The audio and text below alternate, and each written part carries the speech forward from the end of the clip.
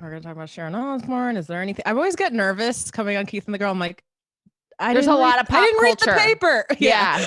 Keep this in mind. I didn't either. And like, so if he's going to bring up something, I know at least as little as you.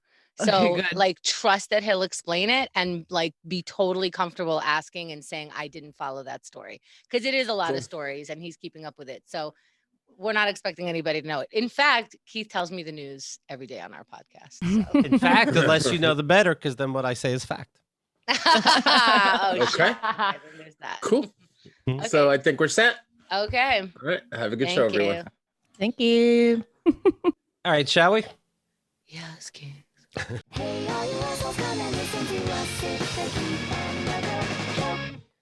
Welcome to Keith and the Girl. I'm Keith Malley. I'm Chemda. This Saturday is our live game show, Silent Trailers. Get your ticket at keithandthegirl.com/tickets. That's it. That's the job. All right. Today's guests, ladies and gentlemen, first of all, host of Dyking Out. Listen to this. Dyking Out is a podcast about lesbian and queer life, news, and pop culture. What's going on in the world today, right? How can you find your place? How can you fit in? How can you learn what's going on and not feel uncomfortable talking to people? This is where I get all the answers. Here she is, Melody Kamali. Hey, thanks for having me. Thanks for being here. How's it going out there, Dyking Out? Is it good? It feels good, right? It's good. A couple weeks ago, there was a big debate over whether I, the co-host, could even say the word dyking out as a bisexual. We're moving past it. To that, I say dyke, dyke, dyke, dyke, dyke. You bought your girlfriend who you live with a drill for her birthday this year. Right? You can say that word anytime. Qualified. Come on. Jesus. Also joining us, the host of We're Having Gay Sex. And she writes, after 10 years of serial monogamy, comedian Ashley Gavin trades in her U-Haul for a life of sleeping around and documents every gritty detail of her queer experiments in this podcast. And then when she was setting up, she goes, well, hold on. I have to have my girlfriend move off the couch. I have to sit there to record. So that's very interesting. Here she is, Ashley Gavin. Hi, thanks for having me. So let's cover first things first. Is Melody allowed to use the D word? Get out! No, she's great. She's totally. I hate that people. Why do people do that? It's so as if when you're walking down the street. When we were just walking down the street last night and we got yelled at. And my girlfriend's bisexual, and that guy yelling at us didn't know that. Right? Yeah. I remember. When before we were married, my husband identified as female because he passed for female, and we got all this shit, right? And then if I'm not in a relationship with this person, like right now, I'm in a straight heteronormative relationship, am I still queer? But I had those experiences, but I am not. So it's the way I see it is I am everything you say I am. If I'm being yelled at on the street, then that's what you think I am. Apparently, I'm showing up like that on your radar. Fine, whatever. Yeah. But is also dyke. Anyway, Keith, what? Well, I was going to say, is it odd that if another lesbian or somebody in the community says, "Hey, you can't be using this word," do you think, don't we have it hard enough? Why am I getting it from you? Right. I'm not going to get harassed on the street and be like, "Oh, sir, actually, I am bisexual." And he's not going to be like, "Oh my God, I'm so carry on." My mistake. That's not how it works. Have a dick-shaped lollipop in your mouth at all times. Yeah. Or maybe you're the out of dyking out. Hey. Now, how rude. I know, I'm sorry. Every episode we disinclude someone from the community. Right? Are you and your girlfriend monogamous, Ashley? Yes. Yeah. Okay. It was a year of the podcast before I met Jen. Maybe a little more than a year of the podcast. Okay. Now, from what we know you, because you've been on the show a few times before, you're not really a player vibe. Can I say that with whatever? I don't know if that's respectful or why would you say that about me? Because you're a serial monogamer. Because you seem to have taken dating more scientifically than just like willy-nilly. And am I getting it right? No, you're so right. When I got out of my last relationship, I just realized that there was like a quote unquote hoe phase that everyone seemed to have gone through except for me. And, you know, doing that in your 30s is very different than doing it in your 20s, I think. And I decided, I'm glad I did it. I did about a year of it, and it really was very healing. I don't know if that sounds corny, but like it was great to kind of get to know myself a little better than I had. Did you fall for anybody during the beginning of that, and you had to tell yourself, no? Not seriously. I think my girlfriend is that person, because when we met, we were both like, oh, we're not going to date. And then, you know, here we are. That is the key to dating, okay? I have found that my whole adult life. I said, you know what? I'm out of here with this shit. All I need is me. I'm going to eat, pray, love, whatever version of that I was doing. And then here it comes. That's when love comes. That's what happened to me too. That's, I think, how it works. I was like, I'm not going to get in a relationship. I just got out of a 3-year one. Please stay away. You're moving out of the city. Allie was about to move across the country and we still committed. It's just sick. It's perfect. Let me mention this while you're here. On the Grammys, I saw Cardi B and Megan Thee Stallion performing Wet Ass Pussy. Mm-hmm. And may I say, I was quite intrigued. Now, they're lip syncing, of course, but so it's all dancing as far as I'm concerned. But I'm like, okay. I see it. It's more something you have to see than hear, if you ask me. But I was very pleased. How does that make you ladies feel? Wait, whoa. Are you not on TikTok? Yeah, right? It was different. It seemed different. There is definitely more elaborate. I did not see this, so I'm going to guess something lesbian happened. They scissored. Mm-hmm. They straight up scissored on the stage. I mean, like, wait, did they actually? Yeah, like there was a dance on this. Yeah, like I mean, not like touching, but like they got down on their backs, like holding themselves up by their arms, and were like their hips were thrusting at each other, and they kind of twisted and like thrust this in is each not other's good direction. For gay PR. This is not good for lesbian PR. I don't think. Well, it's really upsetting right-wing TV shows. I see Fox has been talking about it for days now. And it's just funny that people get more upset. No penis, what the fuck? No! Yeah. Well, they're claiming it's ruining families and corrupting children as they play it on a loop for days in front of the families and the children. I still buy newspapers, and I see that at the front of the newspaper. Too sexy, too soon? She's only 8, and here's her cooter through a skirt. I'm like, what the? What? It is something when newscasters are more upset by wet ass pussy than grab them by the pussy. And I'm like, all right, Fox, that's your problem. Okay. Yeah. All right. Yeah, I also think it's funny. A lot of our pop icons have been under the age of 18, completely gyrating and doing other sexual moves, but we can more picture a penis in there. So that's not as shocking for some reason. Right. Yeah. And I know I must really like this performance because it's not necessarily my music. For example, I just came across a 1998 album from Great White where they covered all Led Zeppelin songs, and I'm like, you're kidding me! New music to me. I was watching that, and I was excited. As Keith is saying that this generation was like, okay, I think I know that word, but it could be Excuse me. I love Led Zeppelin. I wanted to be one of the guys in high school. I really just liked smoking weed, and they were the only ones that would. So like to get in with them, I had to be like, oh my God, I love Led Zeppelin. Oh, Robert Plant, are you fucking kidding me? That one solo? Like I just had to really educate myself to manipulate myself into a group that had access. That's totally what I do with football. I'm like, Palomalo this season? Are you kidding me? Yeah. Now pass that. Pass that like they're passing the ball. That's what we do. I think you'll love this. Oh, sorry. No, that's it. I think you'll love this melody. It's Great White. It's a terrible title, but it's called Great Zeppelin. Oh, okay. Yeah, I haven't heard of that. I'll look into that. Does it come with a joint? Because that's what she cares about, clearly. What were you going to say, Ashley?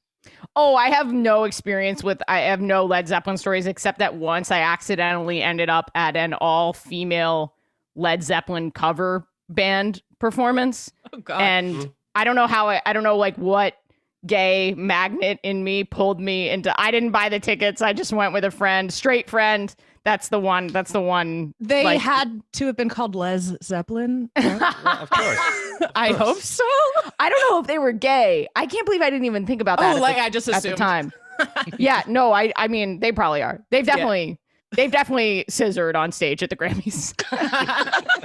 Once or twice. When you said scissors, I'm thinking, I wonder how many, because it's a lot of choreography in these shows, how many times a woman has humped the actual stage where you just like get down and just do a couple humps. And everyone was like, yeah, that's what you do to a stage. That is not what you do to another vagina, however. Right. Take it up with my girlfriend. She loves to scissor, and it's really weird. For years, I've been railing against it, saying it's not a thing. No pun intended. I hope not. Right? Hopefully not. But yeah, she loves it. I have to do it now. Like it's like a special occasion move or something because she has stand up about it. She's like, "Oh, really? What's not gay?" Like she thinks it's the gayest thing to put to. Do you guys do it? Okay, because I call it tribbing. I think traditionally, I think traditional scissoring, as quote unquote traditional, is not real. Like I think it's a myth. Do you guys do this? It's tribbing. It's tribbing. Okay. What's tribbing? Okay, tribbing, I think, is like the more scientific. See, it's like Ashley, it's like clitoral. Okay. I'm such a nerd. It's like clitoral. By the way, I'm sorry. This is about to ruin every porn that I watch, but please continue. Yes. What you're watching is probably tribbing, and I think it's just like basically friction play that two women have mostly simultaneously. I think a layman might call it scissoring, like because but the shape, you don't have to be like this. You can be like this. You can there's all different shapes you can do. Shapes, positions, or whatever. Anything it's rubbing just the pussy, you're saying. Anything that I think you're like simultaneously attempting to do stimulating the clit not using hands is probably tribbing. Well, yes. I think what you're saying is stimulating one clit with another, because not using hands could be mouth, could sometimes, be but it could be it could be a thigh, it could be a butt, could be. I've made a girl come with my foot once. Is that true? And Keith is back. His pornos are still okay. Yeah, now we're talking. Why don't you add foot to that search? you guys ever accidentally get your clitorises tangled up? Absolutely, all the time. That's exactly how it works. That's simultaneous climax in the lesbian community. Oh my goodness. That's why we have to be so, when a woman's like, "Oh, I can untie this necklace." That's the chain, that's why we're so good at that. We're constantly just untying each other's clits. I see. Yeah, and that was a reach, but I made it work this for me. And just I know and no, but for those listening that do not know, does every woman have a clitoris that's born in a female body? I think unless something tragic has occurred. Yeah. Okay. Good to know. Unless it wasn't. I mean, don't some cultures they mutilate it off? But you're born with it. That's what I told people I date. I go, you might want to look into your tribe. Are you from a tribe? And they're like, what? I'm like, never mind. This is highly cancelable. I know. How the fuck do I get out of here? Every time I hop on a mic, it's like I'm daring myself. I'm just getting right up to that line. I walked past a free COVID test the other day and took my first COVID test. So now's good timing, right? It's been over a year. But there were no lines because I've seen those tests. I've seen the lines and I'm like, you guys are getting COVID now. Right. I don't know how tests work, but so I went into there. It's the nose swab one. I didn't know what happens or how bad it is, but you blow your nose into a tissue 3 times, but don't wipe it away. Ugh, already. Now, luckily, I didn't have anything built up because that could be fucking disgusting. Like, no, I'll come back another day. But then I guess you have the mucus, closer to the outside of your nose. So they take a swab in one nose, not far at all. Then they go the other nose, and I go, oh, that's not going to be so bad. And they go, okay, now I'm going to go a little further. They really do go to the back of your brain. Yeah. And it happens fast, but if it happened a millisecond longer, I think it would have been like, stop. But they warn you not to move. You think you're going to die.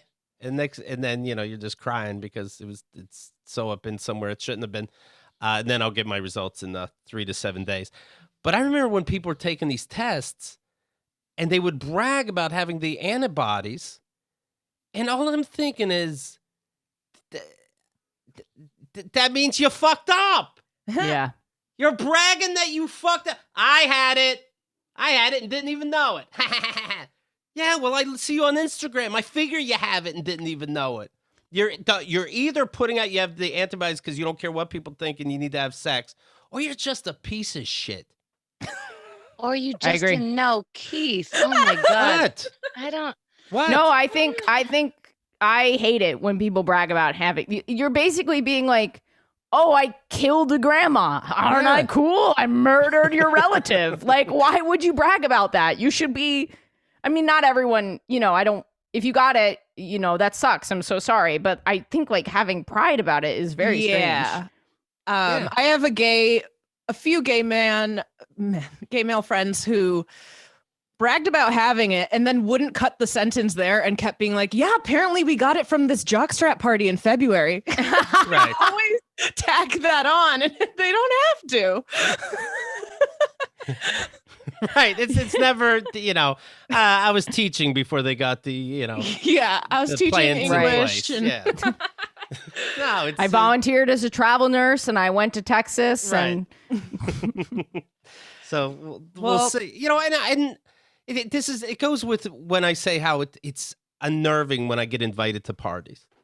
And you don't know, if you listen to Keith and the Girl, somebody told me I'm vigilant. I think that's a big word. I'm just following rules. But that compared to other people, I'm vigilant, but you don't know what else I'm doing. I have 3 stepkids. They're teenagers. I got to be honest with myself. They're out there licking poles from 2 to 4 p.m. But I'm in love with my girlfriend, so there's nothing I can do about it. I know that about me. So you don't know about these other 10 people you're inviting to the same party for sure. Yeah. You're sitting there bragging about antibodies. This is amazing, Keith. You passed by a test line that had no test, and you managed a test that had no line. No line. Is that why it happened in the first place? You were like, might as well. Yeah, might as well. Because I don't think, I do know I've been being good. There's never been a hurry to get a test. Because I was getting shamed for not taking, like, there was a certain point where I was like, are they really that bad? Because I haven't gotten one. It was like late summer or something. And people really got upset that I just didn't take the initiative to go out, even though I hadn't been traveling and had pretty much been inside all day, every day. I see.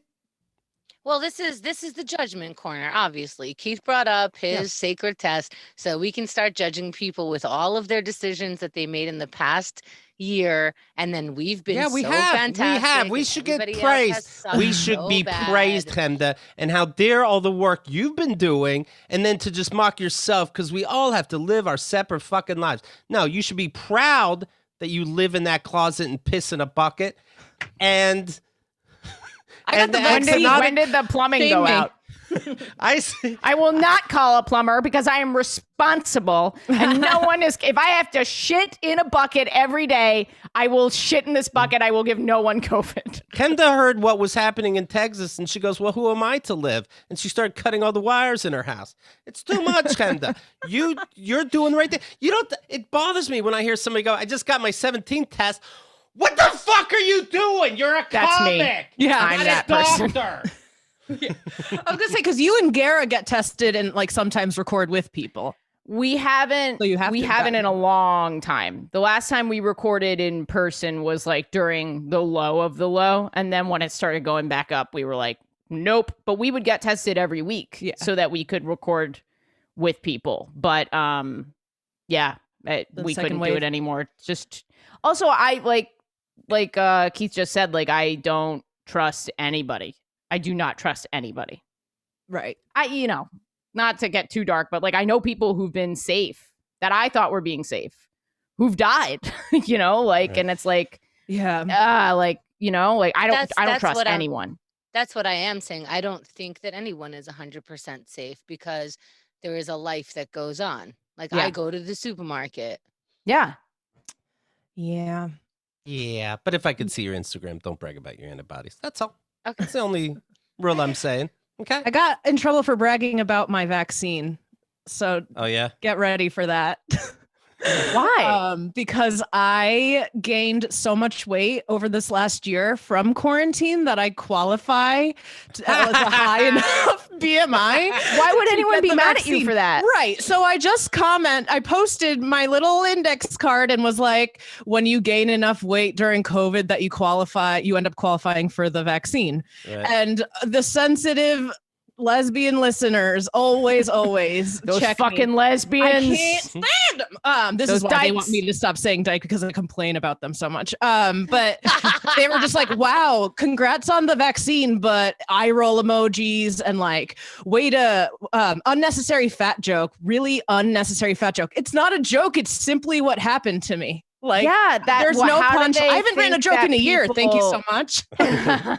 How do they like, I would be so sincere in responding to them. I'd be like, actually, I am like this classification of weight, and I really find this disrespectful. Like, I would be so sincere back. I knee-jerk blocked them. Like the fact, but then I made my sincere edit on my caption, was like, listen, this is just what happened. I have a food addiction. Like, I used to be like 100 pounds heavier than I am now. Like, weight has been an issue for me. Shut up. Also, I think this person is fat shaming you because you were saying facts and they were like, ew, why are you saying this gross thing about yourself? Right. Just merely mentioning weight gain or loss is not fat phobia. It's wild. Right. The internet these days. Yeah. And also, I want you all to get a vaccine. I thought you were going to say get fat. For me, Hell yeah. You're all happier. You know what I mean? You're more content on the outside. Now, look, of course, I'm dying to meet with people too, but just not like literally. Mm-hmm. But yeah, come on, behave a little bit. No, of course I'm going crazy like anybody else. You know what I just did on Amazon? I love board games. I have a whole shelf of board games. I have more board games than I have books. I just bought another $100 in more games. I'm not playing with anybody. I'm like, you know what? I don't have Battleship or Risk or Yahtzee. And I'm like, bye. That'll be fun in the fucking future. It's like when you buy a house and you're like, I need a big foyer for all the parties I'm going to have, you know? And I'm like, well, might as well get games now. They're probably cheap. Oh my God. That's why all I got was Jenga this year. I could just see Keith like putting one camera on the board game and the other camera on him, and his friend is telling him like, yeah, move that piece over there. I see it. You know that, no joke, I played Connect 4 with my brother Ken like that once. Yeah. Okay, so I'm not saying it's easy. It's not easy. But come on now. You know what? We do a virtual chat room to stay sane every Wednesday, 8 p.m. Eastern time, keithandthegirl.com/chat. We've also been doing these little mini shows on stereo. So you want to download this app. It's free to download, of course. It's free to interact. stereo.com/KeithMalley/Chemda. And make sure you follow both of us. And you hear us do our shows. And you hear us when we do shows with other people on there also. This is a great way to support the show absolutely free. The app is free. You just have to use our link, stereo.com/Chemda, stereo.com/KeithMalley. And, whichever one you know how to spell, that's the one you put in. Mm-hmm. And then we realized that it's Keith and the Girl for a reason. That's cool. I found you guys on there. I listened to the end of one of your chats because we're going on stereo too. And right when I ended our Dyking Out chat, yours popped up. So I did get to catch. Yeah. Should this be something that I'm doing? Yes. Okay. Especially as a podcaster, I'll get in touch. It's very, it's good. Please use one of our links. Note. Yeah, everyone should be on this. Stereo.com/KeithMalley or stereo.com/Chemda. Ashley takes her headphones off at the end of this and is like, more shit. God damn. Yeah. that was a hoot. I got more work, honey. Speaking of the virus, let's talk about New York Governor Mario Cuomo. It turns out he was underreporting COVID deaths and COVID illnesses in nursing homes specifically. And me and Chemda separately, we'd watch him do his morning news reports, and we're falling in love with him, right? Okay, don't push it. No? We called him daddy for a hot second. Okay, sometimes that happens in a girl's history. And then It's over. Okay. I never was absolutely in love with him. I appreciated. You see his texts, and you call it off. Right. So then he came out with the book, How New York Beat the Pandemic. This was like 6 months ago. And I'm like, what? And when did he have time? Like, you motherfucker. Now, I know everybody loved you, but the love will last. You know, you don't need the book right now when the numbers aren't done. This is silly. That's very weird. That's like not letting somebody else write history. That's you going like, how I saved my thing by doing my job on a daily basis, not just every other day. I was there every day. I'm like, I don't, at the end of the day, sir, you're doing your job. Okay. Right. But now the big news about the governor is him sexually harassing women. And that's the top story. And I wonder if it makes me think, because I just watched that Woody Allen documentary, and they say, oh, you know, Woody, you fucked a 7-year-old Dylan. And then he does a press conference going, I'll tell you the truth. I'm in love with an adult daughter, Suni. Now, isn't that disgusting? Let's talk about that. I wonder if, like, his side is trying to be like, hey, if we're going to complain about something, let's make sure it's about the women. Let's not talk about the deaths. Maybe everybody will think cancel culture, and I'll be fine. I don't know. But there's seems like a lot of women. Yeah. It always does. Yeah. More and more. There always does. It's not really a once in a lifetime opportunity. You know, you don't kind of like I'm so lucky. Once in a lifetime opportony to assault someone. That's right. The window's there. This is your only shot. Yeah, that's not a once in a lifetime thing. That is now I just learned how to do that a little bit more every time. Let's see. Here's a woman, Charlotte Bennett. She's one of at least 7 women that have come out accusing Cuomo of being inappropriate. She was on a Zoom interview talking about Cuomo for over 4 hours. Now, right there, that can't be good. How do you get 4 hours? A lot of content. 4 hours Zoom is harassment. Yeah. Yeah. That's damage. But doing an interview for 4 hours, you must have a lot to say. One piece of new information that came into light today was the governor's preoccupation with his hand size and what the large size of his hands indicated. What the fuck is wrong with politicians? Why are they always on this? Why is this the new thing? How big their hands are? Also, why is their game so bad? Right. Why are they taking off their shirts for their vaccine shots? Have you noticed this? Like that's all the politician pics I see, bare chested, like just roll up a sleeve or pull a collar. They're taking their whole shirt off. Well, anyway. What happens is they see a camera pointing at them and they flex. Yeah. So it's just what a camera is for now. Mm-hmm. Let's see. She's 25 now. The governor's 63. The most serious allegation comes from an unidentified woman who says the governor groped her under her blouse after summoning her to the executive mansion in Albany on the pretext that he needed help configuring a new cell phone. Really? Gonna use the boomer angle. How long was the trip? To get there, I'm not sure. Was she coming from Manhattan? It doesn't say where, right? But I'm sure there's a car or a helicopter. Doesn't he have like a niece or like not to sexually harass, but to configure the iPhone? Right. Nobody, but yeah, his assistant is really not coming through. This is a government job, so a lot of people have to wear a lot of hats. Yeah. How gross. And also, you're 60-something. Where in your mind do you think this 23, 24-year-old wants her boob grabbed by you? If she does, you have to start thinking, what does she want from me? Because it's not sex, buddy. It's never been sex. I remember being 23. I wasn't like, look at that fucking 65-year-old. I just wasn't. You would have to be so out of the realm of, and you're not that guy every single time. Like, wow, it's so weird. 23-year-olds really find me attractive. That's in my 60-something-year-old brain. I truly, truly, truly believe that, idiot. And I remember being a waiter and I was in my early 20s.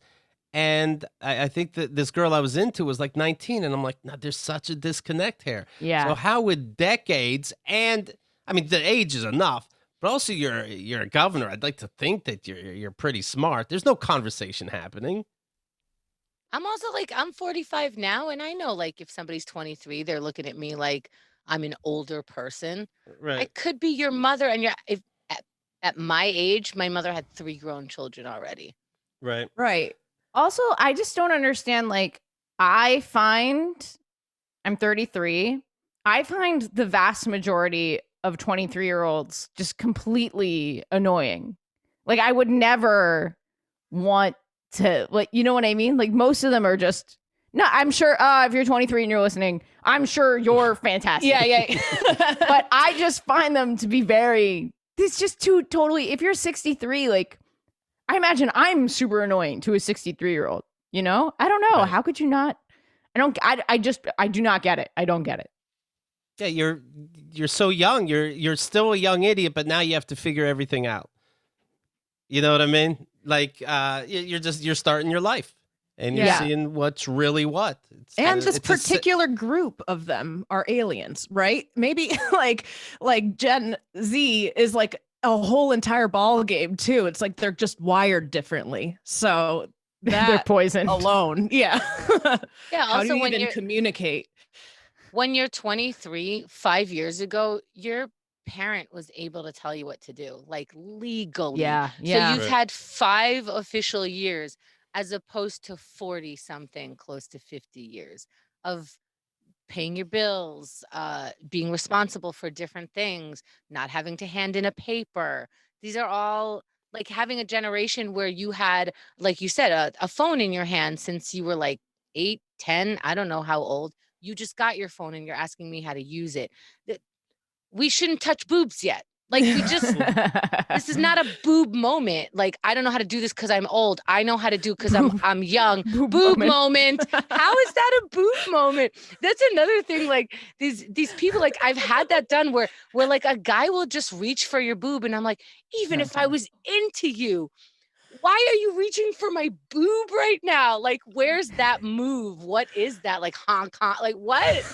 Right. A boob moment should always be preceded by probably a kiss moment. And then before that, like a long eye contact moment or a shoulder touch moment. Lots of moments. If those moments have not happened. Yeah, a hand on your waist moment. If you go for the boob moment, you need a lesson. It's like guys go for the boob out of nowhere and then lean back like they're the fawns. Ah? Right. Like, good squeeze, huh? Yeah. I think it's because you guys are mostly, if I'm getting this right, mostly okay with somebody just starting with your junk. Sure. Like, I think for the most part, if we grab you there first without foreplay, and not that I'm saying like you could never just start with like the sweet hot main action, but if we're new and we're driving in a car and I'm helping you with the phone, it is not a boob moment. Right. It is weird if you're my economic advisor and we're in my Manhattan office and you just grab my dick. That'd be odd. Okay, that's not a dick moment. I get it. That's what Lindsay Boylan is saying. That'd be odd. He forcibly kissed this woman on the lips in his Manhattan office. How hot? That's gross. Pretty good. It sounds gross at first, but after the kiss, huh? Pretty fucking. We have something now. No? That's what he's hoping for. Yeah. Oh, you're gonna go. What do you think? Okay. Well, that was a risk I took. That was a risk. Okay. COVID risk. Hopefully, these are COVID risks moving forward, and there's less of them. Okay, sorry. We urge others who have been subjected to inappropriate conduct by the governor, and we know you are out there to come forward with what you experienced. Cuomo denies inappropriately touching anyone. That's a lot of people for it to be no one. That's all. Nearly every Democrat in New York congressional delegation, including Senate Majority Leader Chuck Schumer, is calling for Cuomo to step down. Cuomo said he will not, under any circumstances. Well, why would he? Why would he? Right. Imagine him being so strong-willed. That's crazy. Just right. Continuing to do whatever he wants. That's so weird. Why I can't imagine. Oh, you mean I'm in a place where you don't want me to be? How is that my problem? Right. All I know is it's for me, just like it's Miller time for other people, it's always boob time. It's a boob time, me. baby. Yeah. I'm Daddy Cuomo. It's boob o'clock somewhere. I'm sorry. I'm really sorry. I'm gonna be hyper aware of boob moments moving forward. Like sure. That tension. We're like, are we gonna kiss? It's just, is this a boob moment? All right, we got to talk Sharon Osbourne. You know that, and I know that, right? Mm-hmm. Let me mention one more time, though. Join us with the Stereo app tonight, 8 p.m. It's going to be a lot of fun. That's it. Stereo.com/Keith Malley. Stereo.com/Chemda. And you'll see everything. He almost forgot. My God. It's not easy. People. It's not easy. It's not easy. That H sound is you got to prepare for that. Ah. All right, so here's what's going on with Sharon Osbourne. Also, don't forget, by the way, backstage passes to this Saturday's Silent Trailers are available. So if you're looking to get backstage tickets for Silent Trailers this Saturday, the 20th, you have one more day left. Look at it that way. Backstage tickets will be closed the day before the show. So if you'd like a backstage ticket, get it now, keithandthegirl.com/tickets. It's always a lot of fun seeing people sweat and getting their setup ready. And it's the final call for 7 a.m. Eastern time OMAC Club. Next week is the last time that Chemda will be running that time slot. So if you went in on this time, 7 a.m. Eastern time, sign up this week at keithandthegirl.com/OMAC. All right? Enough teasing. Let's start our pleasing. Sharon Osbourne is in trouble. The way I understand it, it started when she started defending Piers Morgan for shitting on Meghan Markle. Is that her name? Mm-hmm. Meghan Markle, right? And after that Oprah interview. And then it just started coming out how actually over all these years, Sharon Osbourne has been apparently a racist and sexist piece of shit. That's the story that's going on. All right. Leah Remini has said that Sharon Osbourne has referred to Julie Chen multiple times as wonton and slanty eyes. Sarah Gilbert reported that she's been called a pussy licker and a fish eater. Yep. Oh my goodness. These are. Can you get out of the 80s, please? Yeah. Can you? I mean, holy shit. And you're saying this, and I didn't hear about this, and I'm just like, Sharon Osbourne, how surprising. Right. It's not. I am so sorry. Your average person is a little biased, and your average person also is more racist than they even know. They're just fucked up. But that is next level. That is next like, as a white person, I'm thinking about my internalized bias and all the things that I should be doing to educate myself and like putting myself in other shoes. But I've never like called people names. Yeah. Right, but that is so wonton. Were you with a dude who bit a head off a bat? Right. Like bat eater. There's a lot of choices that Sharon Osbourne has made that have all been very white of her. Right. Yeah. And this is something when it's the celebrities that are going back in time and saying, yeah, there's been a problem. Holly Robinson Pete says, I'm old enough to remember when Sharon complained that I was too ghetto for the talk, and then I was gone. Oh. Yeah, that happened. I bring this up now because I was mortified watching the disrespectful, condescending tone she took with her co-host, who remained calm and respectful because she had to. Let's see, on at least two different occasions, this is somebody else reporting, Sharon Osbourne called Renee Tab, who's Iranian-American, a talent agent, quote, Persian carpet. Persian carpet what? Well, I don't know if I was allowed to say it the first time, Chemda.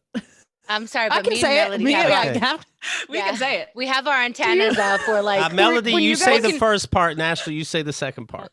But when you guys were in school, did you ever have to do like a Shakespearean insult contest? Because that's all I could like this. Like they gave you like a bunch of words to like create Shakespearean insults. It was like a theater English like competition that I know they do at some schools. This is just like she is an expert at inflammatory name calling. Like she is really good at this. It's an art. Persian carpet something? What? Was it Muncher? It should be rug. It was the second. Come on.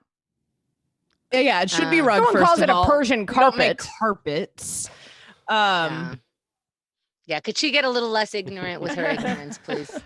This was after she falsely accused the woman of stealing jewelry that the talent agent actually won at a raffle.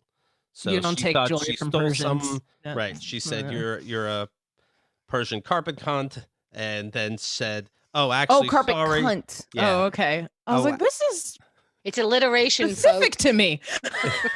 And then she said, "Oh, I'm wrong. I found my jewelry after all," or whatever the fuck. Sorry about the Persian carpet gun. Definitely my bad. The fact that she doesn't know that it's not her jewelry is also like very telling. Right. Like, okay. She just knows you. Right. That's like pretty presumptuous. Yeah. Right. Yeah. I've never seen that before, but I think that's mine. So then her team, whatever you call it, put out a statement. Oh on boy. Sharon's behalf. Come on. They're like, what she meant was rug, obviously. Yeah. Not Please that note she dumb. didn't say Oriental rug. Okay. Oh. It says, "Hello, you daft drips." No, I'm just kidding. Quote, "The only thing worse than a disgruntled former employee is a disgruntled former talk show host." Now, this is you trying to...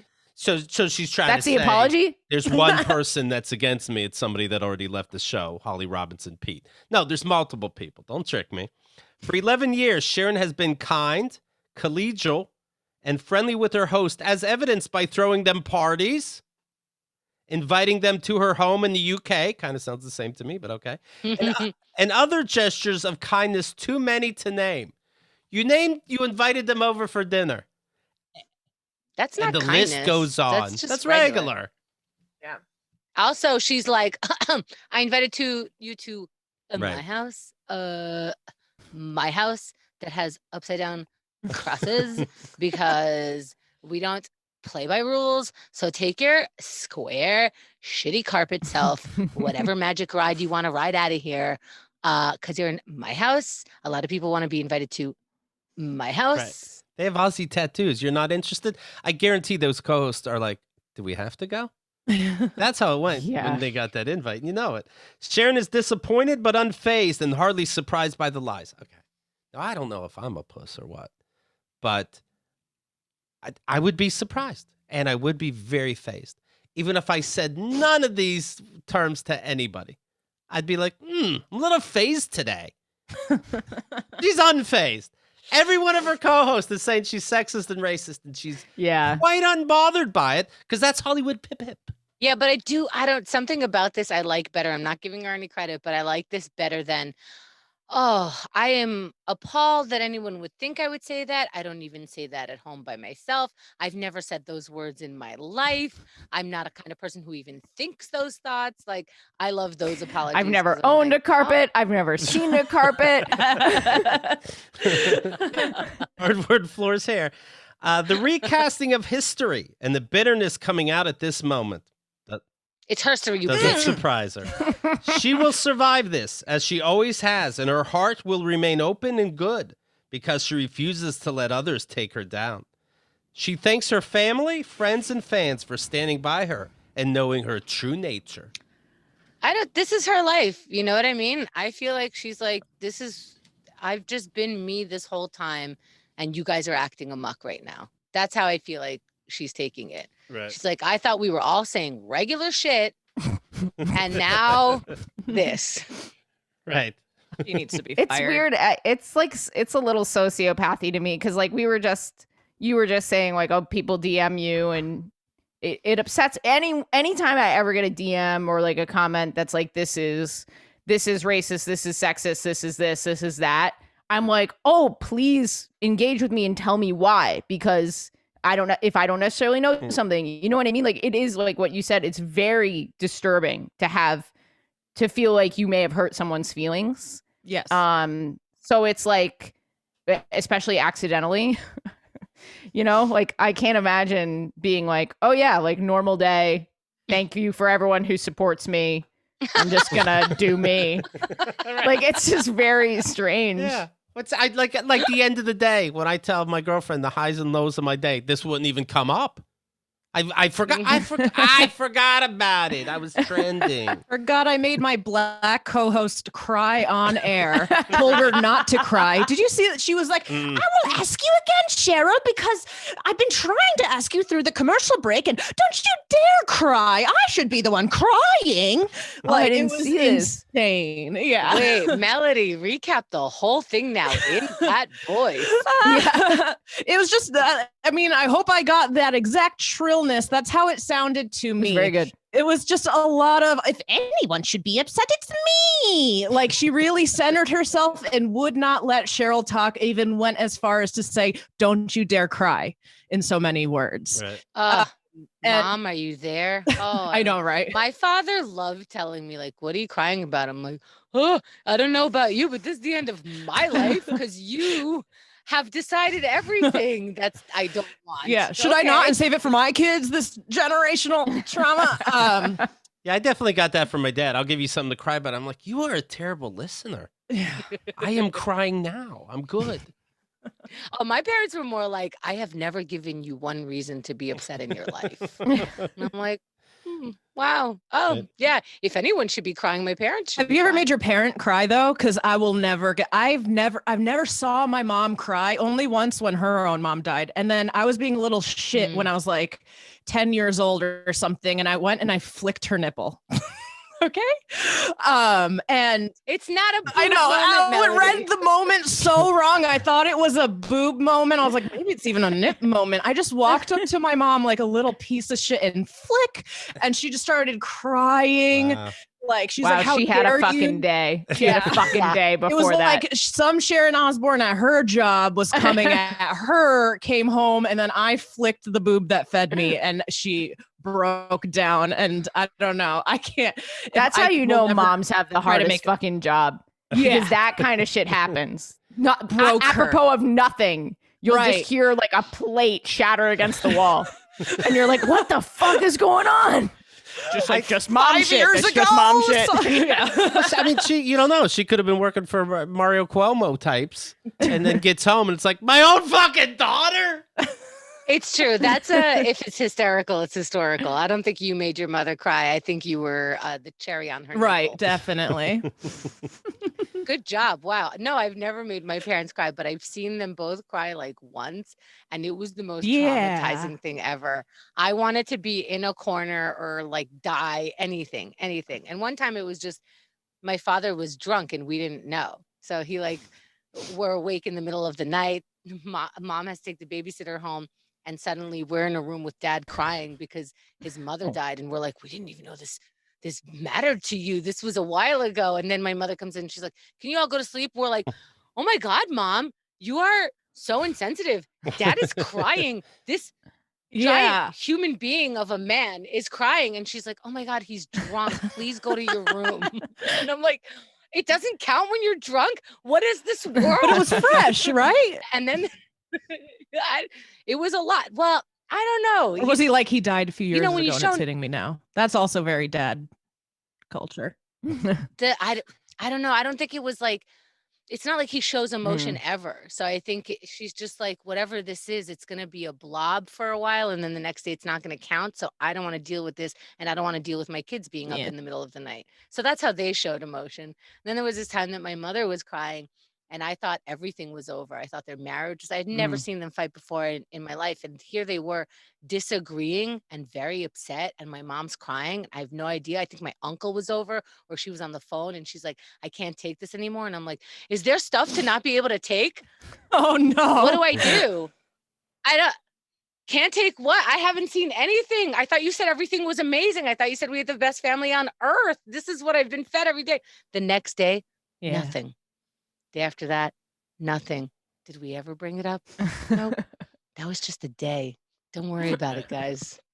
Just go on with your lives. Nothing to see here. Yeah, so crazy. I remember once I got a D on a report card, and my mom got the report card and started yelling about how terrible that was. But to me, that was so insane that I thought she was joking, and I started laughing, thinking she was being funny. And then she started like crying, but I still thought it was like part of the joke. So I'm laughing, and I didn't hear about and she didn't know what to. She's like, "What is this? My kid's fucking psychotic. He's not scared. He's not bothered.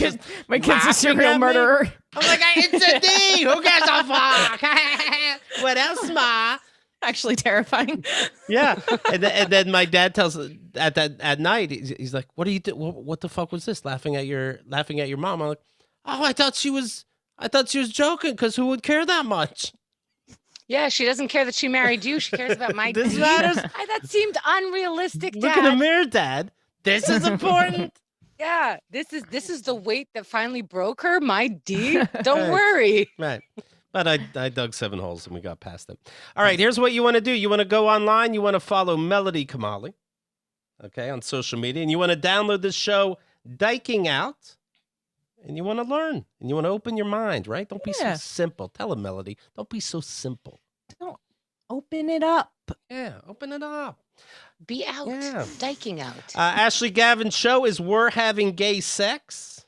And they rub each other down there. You know that. That's the show. That's the show. You just hear it. I fall asleep to it. It's like fan noise. I love it. I love it. Thank you so much. You could also, on Twitter, you can follow Ash Gavs. I do. And I enjoy this very much. Whenever she posts something, and the posts do well, but every 3 days or so, no matter what the post was earlier, it says, "This deserved more." I'm so glad I'm getting credit for this. I enjoy that. The hater said, "Ashley, this is so stupid. Don't do this." It's great. And now it is like a part of my brand identity. People say it to me all the time. I think it's fantastic. Thank you. Thank you both for being here. Thank you for having us. This was great. So much fun.